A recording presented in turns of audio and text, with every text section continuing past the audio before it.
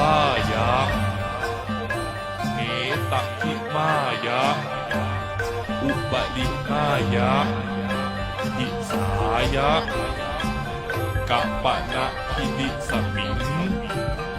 ปันทเตมหากัสสเปนะถาปิตังพุทธอุลังคธาตุงศิลสานามามิเตตะชัตตังสุวรรณละชะตังละตะนังปัญตังพุทธอุลังคเตติยังอะหังวันทานิสัพพทาสาธุ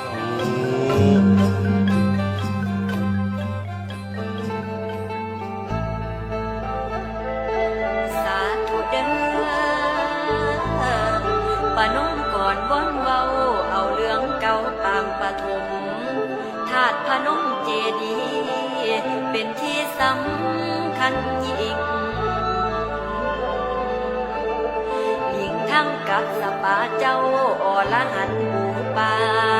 500 องค์มากนาพญาเจ้า5 พระองค์ผู้กำพร้าบอนทรงหากเป็นที่เหมาะสมผู้หัวอกพระโคดมแห่งอุลังคธาตุเจ้า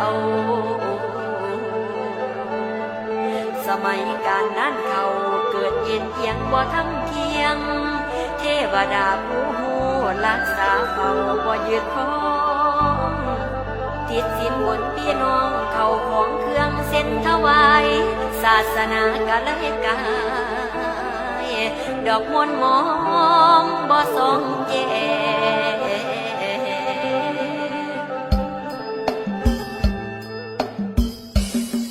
เอาเด้อเดือน11 เดือนวันเพ็ญคำยืนขึ้นคำย่อยพงพื้นแผ่นสุธาบนและฟ้ากระเทือนวันกันดินไว้ประมาณปี2 กายดอกก่อนคืนวันนั้นอัศจรรย์ให้ในไก่หวนว่าเห็นลำแสงจากฟ้าหน้าผ้าพุ่นด่วนลงกำไฟส่งลงเทียนข้างอุดรเห็นลำแสงจากจอดไฟทางประตูสุขลำแสงจุ่มรวมกัน7 เรามี7 สีนั่นละเจ้าลำเท่าสำตาลว่าแนวนั้นลุงสู่ทานพนมก็ในใจเป็นผมว่ามันคือเอียงเจ้าถึงยามเศร้าเลยกราบถามพระพุทธว่าพระธรรมมาราชานุวัตร